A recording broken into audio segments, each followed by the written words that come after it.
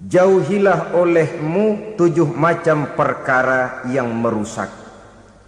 Yang pertama, asyirku billah, menyekutukan Allah subhanahu wa ta'ala. Agama dimulai dari keyakinan, maka kehancuran agama selalu dimulai dari kehancuran keyakinan, iman atau akidah yang dimiliki oleh seseorang. Dan untuk menghancurkan nilai-nilai iman yang kita miliki ini, orang rasanya tidak akan menghantam kita dengan peluru kendali. Orang tidak akan mengirimkan nuklir ke sini. Orang tidak juga akan mengirimkan satuan militernya ke sini. Untuk menghancurkan nilai-nilai iman, dibanjiri kita dengan paham-paham yang merusak dan mendangkalkan akidah. Baik ia bernama materialisme, baik ia bernama sekularisme, baik ia bernama banjirnya maksiat dan munkarat, baik ia bernama banjirnya peradaban dan kebudayaan yang menghancurkan moral daripada anak-anak kita, sedikit demi sedikit melenturkan dan melunturkan nilai-nilai keimanan kita, untuk kemudian pada waktunya nilai iman itu akan bertukar dan berganti menjadi nilai syirik kepada Allah subhanahu wa ta'ala. Atau pada sisi lain, menjadikan yang selain Allah sebagai tujuan akhir daripada kehidupan kita. Sedangkan kita sama-sama maklum bahwa di dalam pandangan agama Islam, dosa yang tidak berampun, dosa yang terbesar, termasuk dalam kategori bapak moyangnya dosa, tidak lain adalah syirik, yakni menyekutukan Allah subhanahu wa ta'ala. Pola penghancuran iman ini memang berstrategi. Ditawarkan kita kepada paham materialisme, paham kebendaan, di mana otak menempati urutan sebagai ranking pertama, Tuhan jatuh pada urutan kedua. Lalu menyusul kepada paham sekularisme, Allah dipisahkan dari seluruh kegiatan hidup ini, untuk pada gilirannya menjadikan yang selain Allah sebagai tujuan akhir daripada seluruh kegiatan hidup kita. Oleh karenanya, kewajiban menjaga nilai-nilai iman ini merupakan kewajiban yang mulia tetapi berat, tidak hanya untuk kita, tetapi juga bagaimana mewariskannya kepada anak-anak kita, generasi yang akan datang. Orang-orang tua bijaksana yang diceritakan di dalam Al-Quran, kalau sudah berpikir tentang anak-anaknya, pertanyaan yang paling mereka risaukan ialah, ma ta'buduna min ba'di. Anakku, kalau pada satu saat aku, ayahmu sudah tidak ada lagi di dunia ini, meninggalkan kamu semua, ma ta'buduna min ba'di, apa yang akan kamu sembah nak?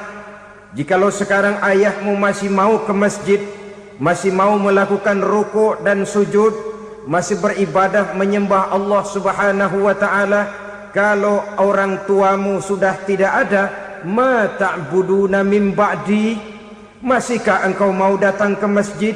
Masihkah engkau mau rukuk dan sujud? Masihkah engkau mau menyembah Allah subhanahu wa ta'ala? Pertanyaan ini yang dipikirkan oleh Nabi Yakub kepada putra-putranya. Pertanyaan ini yang diteruskan oleh Nabi Ibrahim kepada anak-anaknya. Pertanyaan ini yang diwariskan oleh generasi ulama'us salafus saleh kepada para generasi berikutnya. Bagaimana kita generasi sekarang? Kita orang-orang tua sekarang bukan berfikir ma ta'buduna min ba'di, malah yang kita fikirkan ma ta'kuluna min ba'di. Kalau bapak tidak ada nanti kamu makan apa nak? Perkara kamu nyembah apa, urusan nomor 18. Yang penting kamu nanti hidup bisa makan nak. Maka kita sibuk mewariskan harta kepada anak-anak kita. Kita sibuk mewariskan kebun dan tanah kepada anak-anak kita. Kita sibuk mewariskan pabrik kepada anak-anak kita, sementara kita lupa mewariskan intan yang paling mahal, mewariskan mutiara yang paling berharga, yaitu nilai iman kepada Allah Subhanahu wa ta'ala. Alangkah baiknya apabila warisan harta, warisan tanah dan kebun, warisan rumah dan pabrik didasari lebih dahulu dengan mewariskan nilai iman kepada Allah Subhanahu wa ta'ala. Sebagai orang-orang tua, kita boleh bersedih kalau anak kita tidak mengerti komputer. Kita boleh bersedih kalau anak kita tidak mengerti matematika. Kita boleh bersedih kalau anak kita tidak mengerti bahasa Inggris. Tapi sewajarnya lebih bersedihlah kita orang tua jikalau mempunyai anak yang tidak kenal Allah sebagai Tuhannya, yang kemudian tidak mau rukuk dan sujud kepada Allah Tuhannya. Itulah kemalangan yang paling malang bila kita meninggalkan generasi yang tidak bertauhid kepada Allah Subhanahu wa ta'ala. Betapapun anak kita tidak ngerti komputer, saudara, paling-paling kerugiannya cuma kerugian dunia. Masuk dia ke alam barzakh, munkar nakir tidak akan sempat tanya kau belajar komputer apa tidak. Kumpul dia di padang mahsyar, malaikat juga tidak akan tanya matematikamu nilainya berapa. Yang ditanya kau kenal Allah, kau rukuk dan sujud kepadanya, kau pernah datang ke masjid. Oleh karena itu sekali lagi, menjaga nilai iman tidak hanya untuk kita, tetapi juga mewariskannya kepada anak-anak kita, generasi yang akan datang. Sungguh kemalangan yang paling besar apabila kita meninggalkan anak-anak kita. Mereka kita tinggalkan lemah ekonominya, itu tidak baik. Mereka kita tinggalkan lemah otaknya, itu pun akan membuat mereka tertinggal oleh yang lain. Tapi yang paling celaka, jikalau kita tinggalkan mereka dalam kondisi lemah imannya, rapuh akidahnya, tidak baik dan tidak betul keyakinan hidupnya. Oleh karena itu Nabi berpesan, jauhilah 7 perkara yang merusak. Yang pertama, syirik kepada Allah Subhanahu wa ta'ala. Menyekutukan Allah baik dalam ucapan, dalam keyakinan ataupun dalam perbuatan. Ini perkara pertama yang termasuk 7 perusak besar di dalam kehidupan. Kalau sudah jatuh kita ke lembah syirik, bagaimanapun banyak kebaikan yang kita kerjakan, berjiwa sosial, bertangan pemurah, gemar menolong orang lain, kalau memang dasarnya syirik, maka seluruh kebaikan kita akan hancur, tidak akan ada nilainya dalam pandangan Allah Subhanahu wa ta'ala. Dalam pandangan manusia, mungkin kita dicatat sebagai orang sosial, gemar menolong orang lain, tidak berpangku tangan melihat orang yang mendapat kesulitan. Tapi oleh karena dasarnya syirik, dasarnya tidak mentauhidkan Allah, maka seluruh nilai kebaikan yang kita kerjakan tidak akan ada nilainya dalam pandangan Allah Subhanahu wa ta'ala. Maka jagalah iman kita jangan sampai dihinggapi penyakit syirik yang bagaimana kecilnya sekalipun. Sekali lagi, baik syirik dalam bentuk ucapan, syirik dalam bentuk keyakinan, sampai kepada syirik dalam bentuk perbuatan, kita berhindar kepada sifat-sifat yang sedemikian itu. Karena apa? Dalam satu ayat Quran Allah Subhanahu wa ta'ala menjelaskan, innallaha la yaghfiru ayyushraka bih wa yaghfiru ma duna dzalika liman yasha. Allah tidak akan memberi ampun kepada orang-orang yang menyekutukannya, tapi Allah masih mau memberikan ampun kepada dosa-dosa yang selain itu bagi orang-orang yang dikehendakinya. Dosa selain syirik, apabila kita bertaubat, Allah masih mau mengampuni. Tapi kalau sudah jatuh ke tempat syirik, itu sudah dosa yang tidak berampun. Taubatnya tidak lain melepas syirik, kembali kepada tauhid, berkeyakinan bahwa hanya ada Allah Subhanahu wa ta'ala, Tuhan satu-satunya, yang lam yalid walam yulad walam yakul lahu kufuwan ahad. Tidak beranak, tidak pula diperanakkan, dan tidak satupun yang dapat menyerupai Tuhan Allah Subhanahu wa ta'ala. Saudara-saudara kaum muslimin rahimakumullah, bahwa kita di zaman sekarang memang tidak menyembah berhala, ya, bahwa kita tidak berterang-terangan mengatakan Tuhan lebih dari satu, memang. Bahwa kita tidak berkeyakinan Tuhan itu punya anak atau diperanakkan, tentu. Tapi dalam perbuatan dan i'tiqad kita kadang-kadang jatuh tanpa kita sadari ke tempat yang bernama syirik ini. Oleh karenanya, di zaman di mana teknologi makin canggih, di mana kemajuan pembangunan makin menjangkau berbagai aspek kehidupan, diperlukan keseimbangan antara kemajuan fisik material dengan kemajuan mental spiritual. Apabila tidak ada keseimbangan, yang terwujud tentulah kepincangan, yang diawali dengan pincangnya cara kita berpikir, sehingga pada akhirnya akan mengarah kepada pincangnya cara kita berbuat dan bertindak di dalam kehidupan kita. Oleh karena itu Nabi berpesan, jauhilah sifat syirik, karena syirik merupakan dosa yang teramat besar. Ini sifat merusak yang pertama. Yang kedua kata Nabi, wasihra, jauhilah sihir. Sihir ini juga termasuk perkara yang merusak kehidupan. Kita semua sama-sama maklum bahwa sihir sebenarnya bukan persoalan baru. Sejak sebelum datang Islam, sihir itu sudah ada. Di zaman Yunani kuno, sihir ada. Di zaman Mesir kuno, di zaman Cina kuno, dan yang lain-lain yang serba kuno, sihir itu sudah ada. Bahkan para nabi pun, para rasul yang diutus oleh Allah Subhanahu wa taala senantiasa berhadapan dengan ahli-ahli sihir untuk menguji kebenaran dari misi yang mereka bawa. Sihir adalah perbuatan di luar kebiasaan yang bisa dikerjakan oleh ahlinya dengan bantuan jin atau setan. Hukum mempelajari sihir adalah haram, mengamalkannya lebih haram lagi. Sebab itu saudara-saudara, sihir merupakan perbuatan merusak yang harus kita jauhi. Ciri-ciri daripada perbuatan sihir, pertama, ia mengandung tipuan, bayangan khayal. Di zaman Nabi Musa misalnya, orang melihat tambang-tambang itu seperti ular.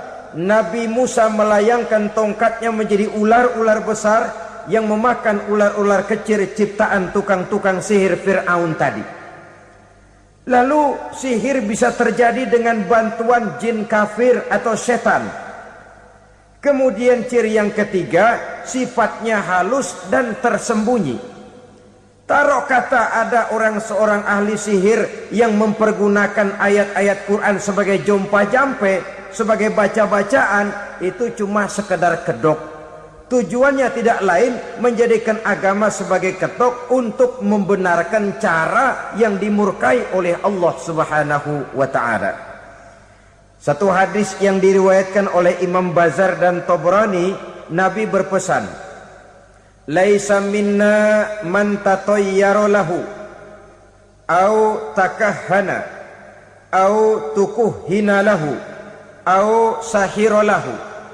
Tidak termasuk ke dalam golonganku, kata Nabi. Tidak termasuk umatku. Siapa mereka? Man tatayyara lahu, orang yang bertatoyur. Apa tatoyur itu? Dari kalimat toyaro, artinya terbang. Toir biasa diartikan dengan burung. Tatoyaro percaya kepada suara-suara burung. Man tatayyara lahu, mempercayai, meyakini dengan benar-benar kepada suara beburungan. Kan suka ada itu, nah bunyi burung tuh, maling liwat. Maling liwat. Burung bunyi, maling liwat. Itu termasuk tatayyara lahu, percaya kepada suara burung. Kan aneh kalau suara orang nggak dipercaya, suara burung malah dipercaya. Ada ustadz ceramah, kiai ngaji, nggak mau didengerin, burung dengerin bener. Nah, suaranya dari sebelah mana? Belah kulon. Nah, itu tandanya ano. habis dihitung-hitung. Itu termasuk tatoyaro lahu, au takahana, atau bertenung, au tukuhina, atau minta ditenungkan, au sahirolahu, atau melakukan perbuatan sihir, atau minta disihirkan. Laisa minna, tidak termasuk ke dalam golonganku, kata Nabi. Sehingga dengan demikian saudara-saudara, menghadapi sihir dengan sihir sekalipun termasuk perbuatan yang tidak diajarkan oleh agama. Kita kan mempelajari sihir untuk jaga diri, tidak apa-apa. Yang dilarang mengamalkannya, dilarang juga mempelajarinya. Sebab orang kalau sudah mengetahui, biasanya lalu terangsang untuk mencoba. Kalau percobaannya berhasil, biasanya terangsang untuk coba lagi dan coba lagi. Pada akhirnya ketagihan, lalu beralih menjadi profesi, apalagi itu nanti bisa mendatangkan hasil uang. Saudara-saudara kaum muslimin rahimakumullah, kita manusia makhluk nyata. Kita hidup di alam nyata, terikat oleh sunnatullah, causality. Oleh karenanya, bagi kita keyakinan yang penuh, keikhlasan di dalam bertuhankan Allah, penyerahan diri sepenuhnya hanya kepadanya, itu sudah merupakan obat penangkal yang sangat ampuh agar kita tidak terkena penyakit-penyakit yang dibuat oleh setan dan para pembantunya. Sehingga beberapa ayat Quran mengajarkan, misalnya a'udzu bikalimatillahi tammati min syarri ma khalaq, atau bismillazi la yadurru ma'asmihi syai'un fil ardi wala fis sama, dengan menyebut nama Allah yang tidak bisa mendatangkan bahaya sedikit pun, dari baik yang datang dari langit maupun yang datang dari bumi. Jiwa yang kosong dari keyakinan yang penuh kepada Allah, jiwa yang penuh was-was dan ragu-ragu, itu yang mudah terserang oleh penyakit-penyakit yang dikerjakan oleh para tukang-tukang sihir, yaitu oleh setan dan seluruh para pembantunya. Kemudian hadis kedua yang diriwayatkan oleh Imam Ibnu Hibban, Nabi bersabda, la yadkhulul jannata mudminu khamrin wala mu'minu bisihrin wala qati'u rahmin. Tidak masuk surga. Ini Nabi yang bilang, tidak masuk surga. Siapa itu? Pertama, mudminu khamrin, orang yang berkekalan dalam mabuk. Selalu mudminun itu sudah menjadi perbuatan rutinnya, tidak kapok-kapoknya, teler seumur hidup. Mudminu khamrin, tidak masuk surga orang yang selalu bermabuk-mabukan. Yang kedua, wala mu'minu bisihrin, orang mukmin tapi main sihir. Ini juga oleh Nabi diperingatkan, tidak akan masuk surga orang mukmin tapi suka main sihir. Wala qati'u rahmin, dan tidak juga orang yang memutuskan silaturahmi. Tiga macam manusia yang diperingatkan Nabi tidak akan masuk surga: orang yang selalu mabuk, orang mukmin yang main sihir, dan orang yang memutuskan silaturahmi. Saudara-saudara kaum muslimin rahimakumullah. Lalu orang berkata, kenapa dilarang kita bersihir? Padahal Rasul sendiri kan punya mukjizat. Nah, kita memang harus membedakan antara mukjizat dengan sihir. Dalam kehidupan agama kita kenal ada yang namanya mukjizat, ada yang namanya karomah atau keramat biasa diucapkan, ada yang namanya maunah, ada yang namanya irhas, ada juga yang namanya sihir. Kesemuanya ini berbeda, saudara-saudara. Yang dinamakan mukjizat itu khusus untuk para rasul saja.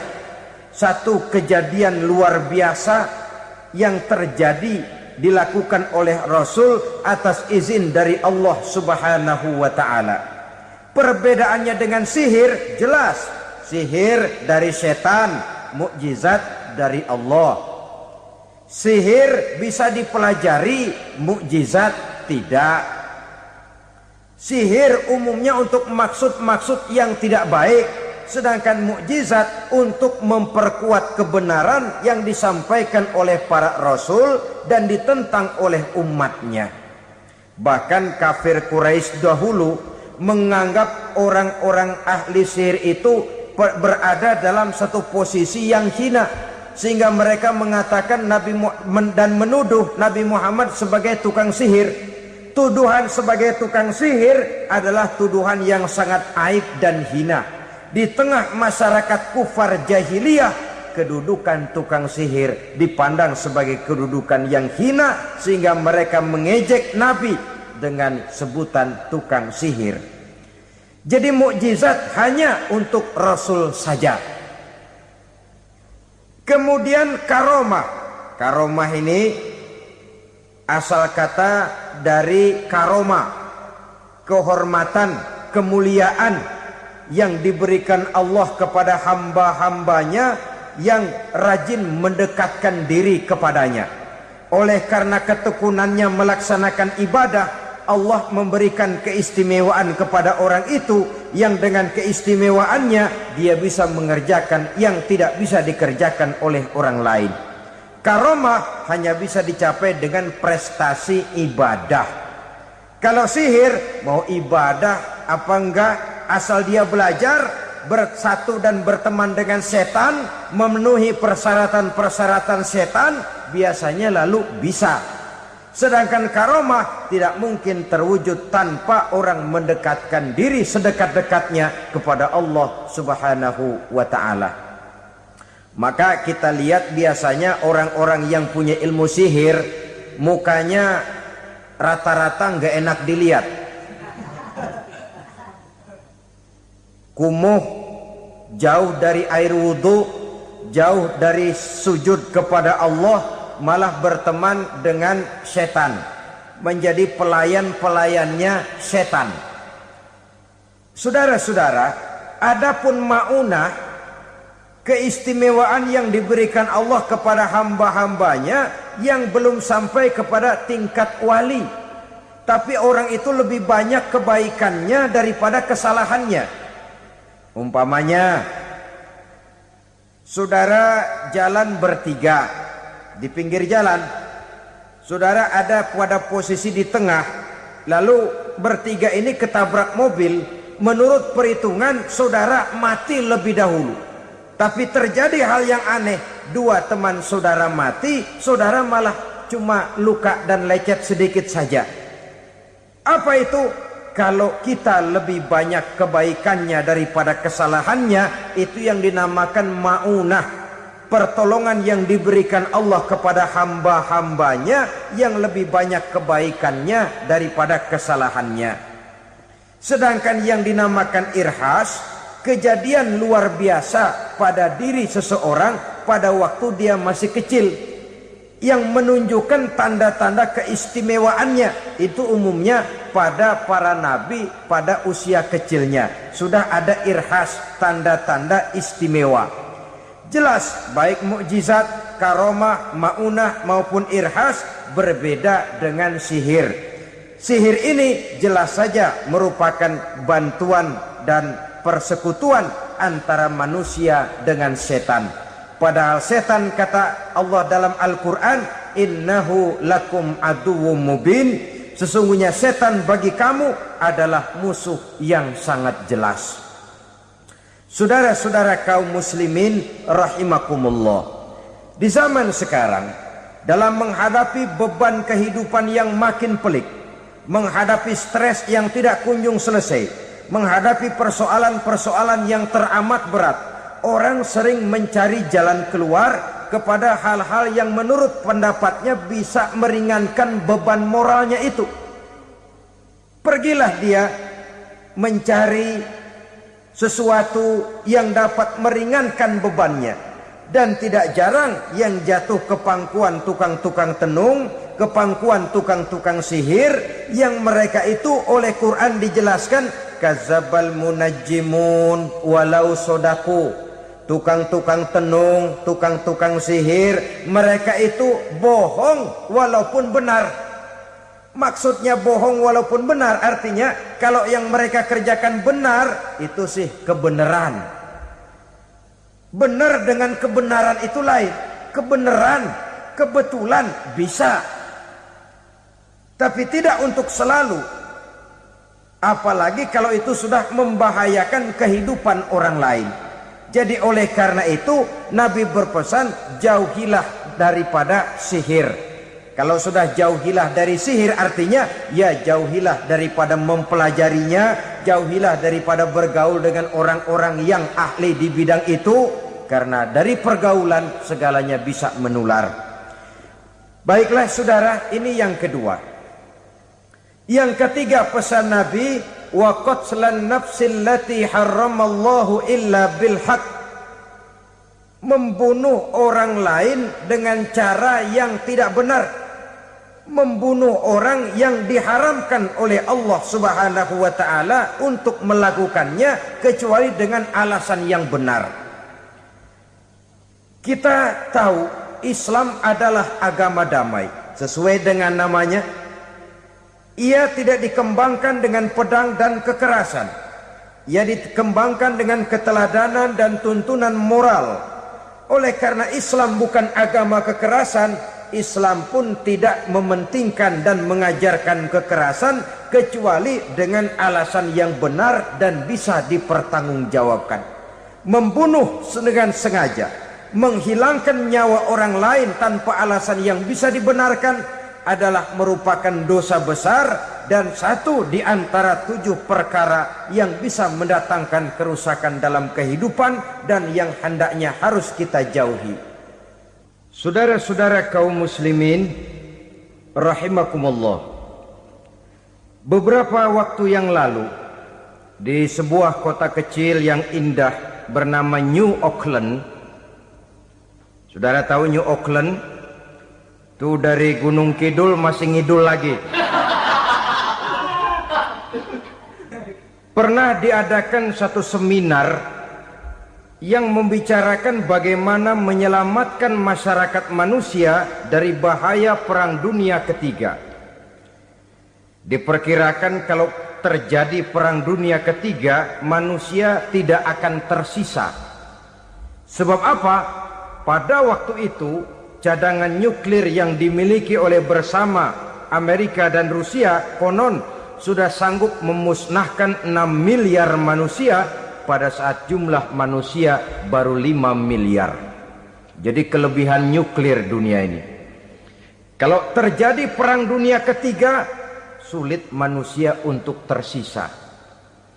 Maka dibahaslah di dalam seminar itu, wah, supaya tidak terjadi Perang Dunia Ketiga, maka perlombaan membuat senjata-senjata canggih, alat-alat pembunuh modern harus segera dibatasi. Dibahas, tidak mungkin kita membatasi perlombaan membuat senjata. Kenapa? Makin maju ilmu dan teknologi, makin canggih senjata yang ditemukan. Atom sudah meningkat menjadi nuklir, nuklir sudah meningkat menjadi neutron, dan kita tahu bom yang bernama neutron ini bom yang cukup membunuh tanpa perlu merusak. Artinya kalau dia diledakkan di kota kita ini, bangunan utuh, jembatan tidak ambruk, rumah-rumah tetap berdiri, tapi semua yang bernama hidup mati. Itu katanya lebih sopan dari bom atom. Sebab kalau si atom ini sudah membunuh, merusak pula.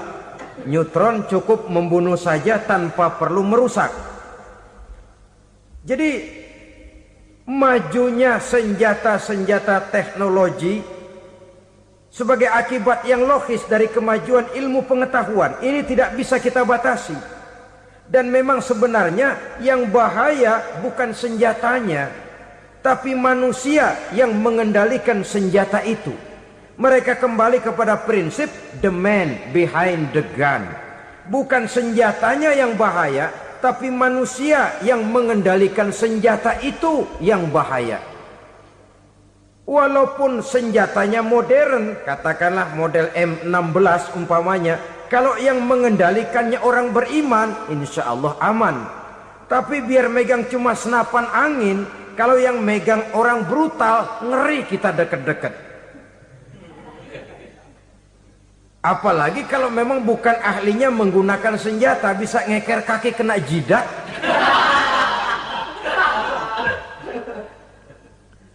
Mereka kembali kepada prinsip lama yang tetap baru. Bukan senjatanya yang harus dibatasi, manusia yang mengendalikan senjata itu yang perlu dibicarakan. Nah, kalau begitu, agar manusia tidak mempergunakan senjata sewenang-wenang, apa yang harus kita lakukan?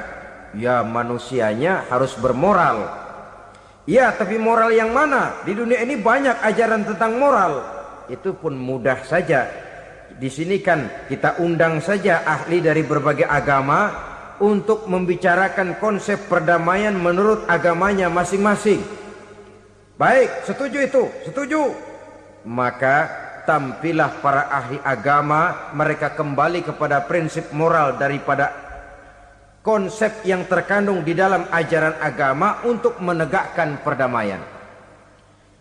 Mula-mula naiklah ahli dari agama Hindu, dibacakan konsep perdamaian menurut ajaran agama Hindu, bahwa untuk damai manusia harus meninggalkan nafsu keduniaannya, menempuh samsara dan sebagainya untuk mencapai nirwana, menjauhi kemegahan dan kemewahan dunia. Ini lalu dibahas, rasanya juga tidak mungkin ini. Kemudian dari agama Nasrani, bahwa untuk damai manusia harus menciptakan sifat kasih sayang. Kalau ditampar pipi kiri, berikan pipi yang kanan. Kalau diberikan selendang, berikan baju. Nanti orang kasihan, lalu dia tidak akan nampar lagi. Ketika ini dibahas, ternyata rasanya pun tidak mungkin bisa diterima. Karena apa? Di zaman sekarang orang ditampar pipi kiri, dikasih pipi kanan. Bukan kasihan, gemes. Damai belum tentu, bonyok udah jelas. Lalu ketika dibacakan konsep perdamaian menurut Quran, di mana disampaikan ayat wa jazaa'u sayyi'atin sayyi'atun misluha faman afa wa aslaha fa ajruhu 'ala Allah. Balasan terhadap satu kejahatan adalah kejahatan yang seimbang, tetapi barang siapa yang memberi maaf dan mencari jalan damai, itulah yang terbaik dan akan mendapat pahala dari Allah Subhanahu wa taala. Kamu tidak salah ditampar pipi kirimu, tampar lagi pipi kirinya sekeras dia menampar pipi kirimu. Nanti orang tidak mau menampar kita karena dia tahu kalau dia tampar kita, dia akan menderita tamparan sekeras dia menampar kita. Akan terjadilah prinsip saling hormat menghormati, tidak saling ganggu, tidak saling usil, tidak saling jahil. Atas dasar ini perdamaian bisa ditegakkan. Mereka bisa menerima konsep ini, tapi kemudian seminar ditutup tanpa satu keputusan resmi. Kenapa? Terus terang mereka kagum dengan konsep Islam, tapi sentimen lama terhadap nilai-nilai Islam telah menutup mata mereka untuk menerima kebenaran dari ajaran Al-Quranul Karim. Saudara-saudara kaum muslimin rahimakumullah, kembali kita kepada persoalan pokok. Roh adalah dari Allah. Dia akan kembali kepada Allah, milik mutlak dari Allah. Tidak pantas kita merampasnya dari orang lain. Tidak wajar kita menghilangkannya tanpa alasan yang dibenarkan oleh agama. Di zaman sekarang, akibat persaingan hidup yang makin tajam, lapangan kerja yang makin sulit, tensi ekonomi yang makin tinggi, atau karena nilai moral yang makin rendah, atau juga karena rapuhnya pegangan orang kepada agama, nyawa rasanya sudah sedemikian murahnya. Berbagai kasus membuat berdiri bulu roma kita. Ada mayit, ada manusia dipotong 6, dicincang macam kambing. Ada yang dipotong 5, ada yang dipotong 13, dikardusin, dibuang ke tempat sampah. Inna lillahi wa inna ilaihi raji'un. Gejala apa ini? Kanibalisme. Manusia sudah demikian sadisnya, manusia sudah sedemikian buasnya, sehingga sesama manusia diperlakukan seperti hewan. Padahal hewan sendiri belum pernah macan makan macan, bagaimanapun buasnya macan. Belum pernah serigala memakan serigala, bagaimanapun brutalnya serigala. Tetapi manusia makan manusia di zaman sekarang kadang jadi kenyataan dalam kehidupan kita. Kadang persoalannya remeh saja. Soal uang 200 perak, pisau bicara, nyawa melayang. Soal rokok sebatang, celurit bicara, nyawa melayang. Soal-soal yang sama sekali tidak prinsip, begitu mudah kita menghilangkan nyawa orang lain. Padahal Nabi pernah memperingatkan, apabila 2 orang muslim sudah berkelahi dan berbunuh-bunuhan, al-qatil wal maqtul finnar, yang membunuh dan yang terbunuh dua-duanya neraka.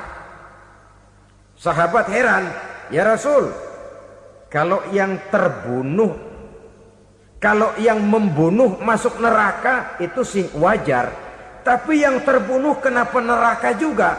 Beliau menjawab, dua-duanya sudah punya niat untuk saling membunuh. Niatnya itu yang diponten. Yang terbunuh cuman lagi apes aja, keduluan dia. Umpama tidak terbunuh, pasti dia yang akan membunuh. Oleh karenanya al-qatil wal maktul, yang membunuh dan yang dibunuh finnar, dua-duanya masuk ke dalam neraka. Islam menghormati kehidupan, tidak hanya terbatas kepada sesama muslim, orang-orang yang berlainan agama pun yang mau hidup berukun, damai, berdampingan dengan umat Islam, jiwa mereka, darah mereka dilindungi oleh nilai-nilai Islam yang disebut dengan kafir zimmi ini. Mengganggu mereka sama saja dengan mengganggu aku, kata Nabi. Jadi oleh karena itu, sayangilah sesama. Kehidupan adalah anugerah Allah, bukan wewenang kita untuk mencabutnya dari orang lain. Bukan wewenang kita untuk merampas dan menghilangkannya dari orang lain. Apa yang tidak enak terjadi pada diri kita, begitu pula lah apabila terjadi pada diri orang lain. Sehingga Nabi mengatakan, la yu'minu ahadukum hatta yuhibba li akhihi ma yuhibbu li nafsihi. Belum dikatakan beriman seseorang kamu apabila dia belum mencintai saudaranya seperti ia mencintai dirinya sendiri. Apa yang enak dirasakan oleh orang lain, enak juga dirasakan oleh dia. Mengukur orang lain dengan diri sendiri. Kalau orang lain tanpa salah saya fitnah, kalau saya tanpa salah difitnah orang, enak apa enggak? Enggak, orang lain juga begitu. Kalau orang lain tanpa salah saya tempeleng kepalanya, enak apa tidak? Tidak. Orang lain juga begitu. Yang tidak enak terjadi pada diri kita, tentu tidak enak juga kalau terjadi pada orang lain. Mengukur orang lain dengan diri sendiri, sehingga tidak timbul sifat egois, tidak menari di atas bangkai orang lain, tidak mendirikan kebahagiaan di atas untayan air mata orang lain. Sehingga dengan demikian saudara-saudara, dia bisa menghormati kehidupan, menghormati orang lain sebagaimana dia ingin dihormati. Inilah perbuatan ketiga yang merusak, membunuh orang lain dengan yang diharamkan Allah tanpa alasan yang benar. Yang ketiga. Kemudian yang keempat, perbuatan merusak wa aklar riba, makan riba. Hidup adalah tolong menolong. Bahasa kerennya take and give katanya. Saling memberi dan saling menerima. Nabi mengajarkan, man kuraba kurbatan min kurabid dunya karaballahu lahu kurbatan min kurabi yaumal qiyamah wallahu fi aunil abdi madamal abdu fi auni akhihi. Siapa yang meringankan beban dari beban-beban yang dirita seseorang di dalam kehidupan dunia, Allah akan meringankan bebannya daripada beban-beban yang harus dipikulnya di hari kiamat nanti. Wallahu fi aunil abdi madamal abdu fi auni akhihi. Allah senantiasa akan menolong seorang hamba selama hamba itu masih mau menolong saudaranya. Allah selalu akan menolong seorang hamba selama hamba itu masih mau menolong saudaranya. Apabila kita sudah berpangku tangan terhadap kesulitan orang lain, biasanya pun pada saat kita mendapat kesulitan, kita akan sulit juga memperoleh pertolongan. Nah, riba alias renten, kedoknya adalah menolong orang, tapi sama juga bulu buntutnya dilepas, palanya dicekek. Menolong orang pada akhirnya menjadi beban bagi seseorang, dan memang mencari orang-orang yang berada dalam posisi kesulitan, biasanya di daerah-daerah di mana musim paceklik, jadi lapangan kerja sulit, sedangkan urusan perut tidak bisa ditunda. Akhirnya orang terjebak ke dalam rentenir, ke dalam riba, ke dalam renten. Bunga berbunga, sehingga satu saat jumlah bunganya bisa lebih besar dari jumlah pinjaman pokoknya. Kemudian kalau juga ternyata tidak bisa dibayar, rumah jadi taruhan. Memang rumah satu-satunya, begitu rumah ditarik mulain camping. Bukankah pada akhirnya akan mewariskan kesengsaraan? Oleh karena itu, kepada kita berusahalah jangan berhubungan dengan rentenir, jangan makan renten dan riba.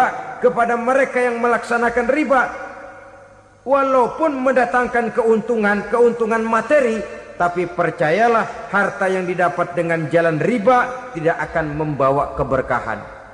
Manakala tidak membawa keberkahan, dia tidak akan mendatangkan ketenangan di dalam kehidupan kita. Oleh karenanya, memakan harta riba termasuk perbuatan yang merusak sendi-sendi kehidupan sosial, merusak kehidupan orang lain, merusak kehidupan masyarakat, tetangga, pergaulan dan sebagainya. Yang kelima, wa akla malil yatim, memakan harta anak yatim dengan cara yang zalim.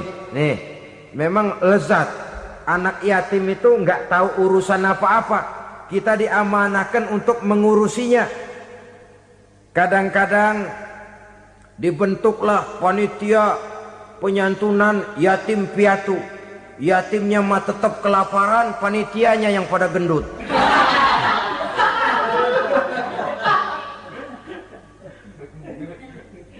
Padahal memakan harta anak yatim termasuk perbuatan dosa besar.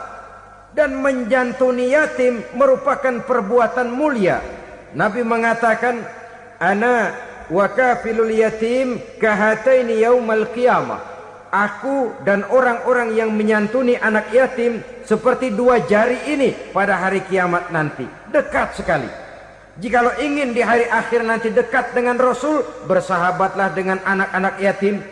Jadilah pengurus anak-anak yatim. Bangunlah panti-panti asuhan yatim. Pada saat bapak ibunya meninggal, kitalah yang menjadi orang tuanya. Bahkan sedemikian besar perhatian Islam terhadap anak-anak yatim ini, sehingga Quran memberikan peringatan, ara'aital ladzi yukadzibu biddin fadzalikal ladzi yad'ul yatim wa la yahuddu ala ta'amil miskin. Tahukah kamu siapa orang yang mendustakan agama? Beragama tapi dianggap dusta, solatnya dusta, puasanya dusta karena agamanya sudah berdusta. Siapa mereka? Fazalikal ladzi yad'ul yatim, orang yang menyia-nyiakan anak yatim. Wala yahuddu ala ta'amil miskin, dan tidak pernah memberi makan kepada orang-orang yang menderita kemiskinan. Menyia-nyiakan, meninggalkan anak yatim termasuk perbuatan yang divonis kita sebagai orang yang mendustakan agama. Saudara-saudara kaum muslimin rahimakumullah, maka sangat dicela mengeksploitir anak-anak yatim, menjadikan mereka sebagai kedok untuk mencari kekayaan pribadi. Tetapi jikalau ikhlas, ganjarannya sangat besar, nilai pahalanya sangat besar. Menyantuni yatim tidak hanya setahun sekali. Kalau Muharram pakai istilah lebaran yatim, dibentuklah panitia, diberilah beras, uang 45.000 rupiah, alhamdulillah. Tapi jangan lupa, si yatim tidak hidup cuma satu hari. Dia tidak hidup cuma di bulan Muharram saja, dia hidup 12 bulan dalam setahun. Sebagaimana anak-anak yang lain, dia juga berhak punya masa depan. Dia juga berhak menikmati bangku sekolah. Dia berhak mengenyam arti dan makna pendidikan. Dia berhak membekali diri dengan ilmu dan pengetahuan seperti halnya anak-anak yang lain. Maka kita yang diberikan keluasan oleh Allah, ingatlah itu, bersahabatlah dengan anak-anak yatim, santuni mereka. Perkara setahun sekali di bulan Muharram, alhamdulillah, itu bagus, bin Thayyib alias baik. Tapi tentu dan tentu sekali lagi, si yatim tidak hanya hidup di bulan Muharram. Dia hidup 12 bulan dalam setahun, 24 jam di dalam sehari. Oleh karenanya, menyia-nyiakan mereka pada saat posisi kita memang mampu akan memojokkan kita dalam satu posisi di mana kita dianggap sebagai orang yang mendustakan agama. Memakan harta anak yatim dengan cara yang zolim. Bapaknya udah meninggal, kebunnya lebar, anaknya dikelecehin. Nah, dah kamu gak usah pusing, nanti saya yang ngurus. Akhirnya bukan ngurus, nguras. Si yatim mungkin tidak tahu bahwa dia disia-siakan, haknya diambil, miliknya dizolimi. Tapi Allah yang akan membalasnya dengan seadil-adilnya. Maka makan harta anak yatim biasanya balasannya tokcer bin paten. Nggak banyak selang tempo itu, nggak percaya cobain dah. Nyobain aja kan nggak bayar, umpama. Memakan harta anak yatim dengan cara yang zolim, ganjarannya biasanya kontan. Kenapa? Ratapan si miskin, untayan air matanya, jeritan kepedihan hatinya, membuka pintu langit, permohonannya diijabah, getaran hatinya didengarkan oleh Allah. Maka balasannya biasanya kontan, spontan, tidak menunggu waktu terlalu lama. Itu di dunia, belum lagi di akhirat nanti. Bukankah dalam riwayat Mi'raj diceritakan Nabi melihat di neraka itu orang perutnya sebesar rumah? La haula wala quwata. Itu perut kayak rumah, bagaimana jalannya tuh orang? Dan memang gak jalan, diseret-seret oleh malaikat di neraka itu. Hancur perutnya, amburadul itu perut. Berantakan isinya, dibulatkan lagi, diseret lagi, hancur lagi, dibulatkan lagi. Sampai Nabi tanya, orang itu begitu berat siksanya kenapa ya Jibril? Itu Muhammad, waktu di dunia dulu rakus banget makan harta anak yatim. Begitu vonisnya, begitu menyedihkan nasibnya di akhirat. Tapi di dunia pun ketidakberkahan itu sudah membayangi kehidupannya. Oleh karena itu, kepada saudara-saudara yang mendapat titipan anak yatim, berbahagialah, karena semulia-mulia rumah adalah rumah yang di dalamnya ada anak yatim yang disantuni. Sehina-hina rumah adalah rumah di mana di dalamnya ada anak yatim yang disia-siakan. Begitu kata Nabi kita. Rumah yang paling mulia dalam pandangan Allah, rumah yang di dalamnya ada anak yatim yang disantuni. Rumah yang paling hina dalam pandangan Allah, rumah yang di dalamnya ada anak yatim yang nasibnya disia-siakan. Berbahagialah saudara apabila menjadi penyantun anak-anak yatim, pelindung mereka, sehingga mereka mempunyai masa depan sebagaimana anak-anak lainnya. Rasulullah sendiri sedemikian peka terhadap keadaan anak-anak yatim, karena beliau sendiri memang mengalami umur 6 bulan dalam kandungan ibu, beliau sudah ditinggalkan oleh ayahnya. Pada saat berusia 6 tahun ibu sudah meninggal. Yatim piatu dalam usia di mana beliau sedang perlu belas kasih seorang ibu dan pengertian seorang bapa. Kepekaan itu lalu timbul, bahkan kemudian sampai kepada beliau berkata, aku dan orang yang menyantuni anak yatim seperti jari tengah dan jari telunjuk di hari akhirat nanti. Sedemikian dekatnya. Baiklah ya, jadi yang kelima, memakan harta anak yatim. Jauhi karena ini perbuatan yang merusak.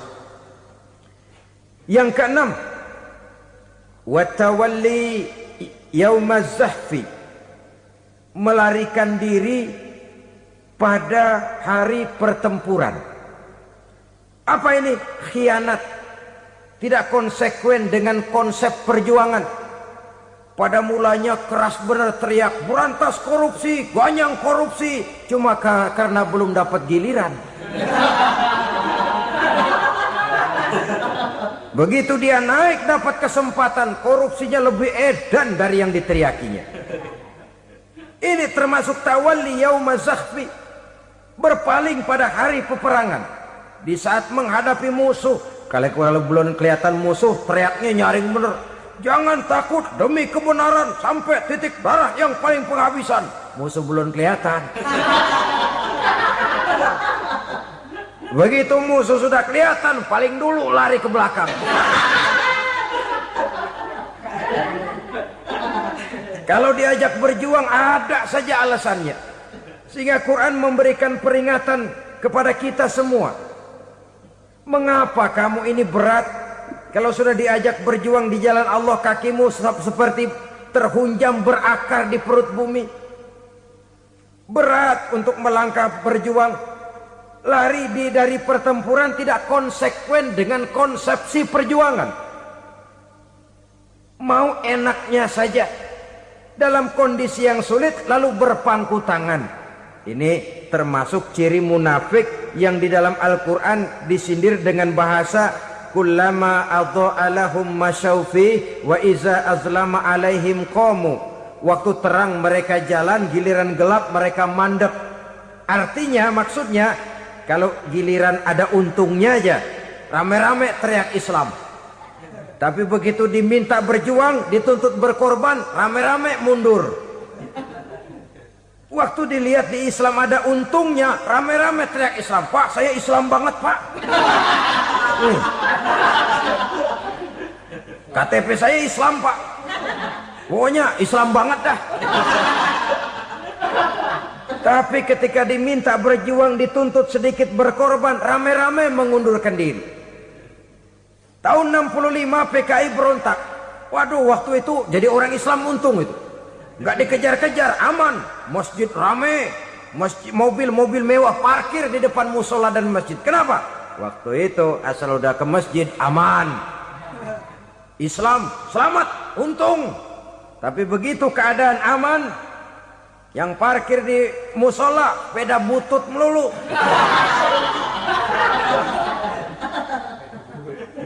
Waktu terang mereka jalan, waktu gelap mereka berhenti. Dikala di Islam ada untungnya, baru wah Islam bagus, Islam hebat. Tapi waktu dilihat ada kerugian, jangan bawa-bawa Islam dah. Jangan bicara soal Islam, ini kan bukan soal agama. Bukan soal agama. La haula wa la quwata illa billah. Beragama kita ambil talfik fid din, mengambil yang enteng-enteng saja dalam urusan beragama ini. Tidak konsekuen kita dengan Islam kita. Seolah kita mau memilih mana yang terasa cocok sama selera kita, kita teriak Islam. Beratan aja dikit, rame-rame berpaling. Itu termasuk tawalli yaumaz zahfi. Para pengkhianat, mental-mental hipokrit yang tidak mau konsekuen menghadapi segala bahaya. Itu termasuk perbuatan yang merusak. Kenapa? Kalau cuma dia saja yang lari, mungkin tidak jadi soal. Tapi larinya ini akan mempengaruhi orang lain. Nah, pengaruhnya itu yang dicegah. Sebab kalau satu sudah mulai lari, yang lain mulai ngelirik. Ketika yang dilirik kemudian tidak ada reaksi, dia akan ikut lari. Artinya apa? Seorang muslim harus konsekuen dengan konsep perjuangannya, dengan keyakinan keagamaannya, dan tidak memilih yang enak-enak saja di dalam kehidupan beragama. Lari dari pertempuran, bermental khianat, mengkhianati agama, merupakan satu di antara sifat yang merusak. Terakhir saudara, wa qazfal muhsanatil ghafilatil mu'minat, menuduh perempuan baik-baik yang tidak tahu menau tentang tuduhan yang dituduhkan kepadanya, menuduh perempuan mukmin yang baik-baik yang tidak tahu menau tentang tuduhan yang dilakukan kepadanya. Fitnah lebih bahaya daripada pembunuhan. Orang yang tidak salah bisa hancur namanya, orang yang berniat baik bisa ambruk perjuangannya oleh karena fitnah. Sehingga dikatakan al-fitnatu asyaddu minal qatli. Fitnah lebih bahaya daripada pembunuhan. Maka memfitnah ini termasuk satu dosa di antara 7 hal merusak yang harus kita jauhi semampu kita, semampu-mampunya. Mengupayakan sebisa-bisanya jangan sampai terjebak ke dalam hal yang demikian. Nah, saudara-saudara, inilah saja pertemuan kali ini. Mudah-mudahan ada manfaatnya. Semoga Allah memberikan kekuatan zahir dan batin kepada kita untuk bisa menjauhi 7 perkara yang merusak ini. Terima kasih atas segala perhatian. Mohon maaf atas segala kekurangan. Wabillahi taufiq wal hidayah. Wassalamualaikum warahmatullahi wabarakatuh.